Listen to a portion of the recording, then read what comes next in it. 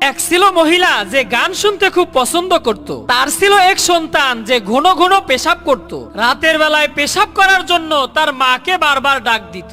মা একদিন ঘন ঘন পেশাব করা সেই সন্তানকে বলল, প্রতিদিন বারবার পেশাব করব শুনতে ভালো লাগে না। আজ থেকে রাত্রিবেলায় পেশাব আসলে বলবা গান বলবো। এরপর থেকে যখন ওই পেশাব আসতো তার মাকে বলতো, মা গান বলবো। তার মা তাকে পেশাব করিয়ে নিয়ে আসতো। কিন্তু বিপদ তো হইল সেই দিন যেই দিন ছেলেটা তার নানার সাথে ঘুমিয়েছিল। হঠাৎ মাঝরাতে নানাকে ডেকে বলছে, নানা আমি গান বলবো। নানা হাজি সাহেব মানুষ, গান টান শুনতে তো পছন্দ করে না। নানা বলল, গান বলা ভালো না, চুপচাপ ঘুমাও। নাতি কিছুক্ষণ চুপ করে রইল। কিছুক্ষণ পর লাফ দিয়ে উঠে বলে, নানা আমাকে গান বলতেই হবে, না হলে বিপদ। নাতি যখন ছাড়ছেই না তখন নানা বলল, ঠিক আছে তুই আমার কানের কাছে এসে আস্তে আস্তে গান বল। নাতি এবার নানার কানের কাছে গিয়ে মেশিন চালু করে দিল।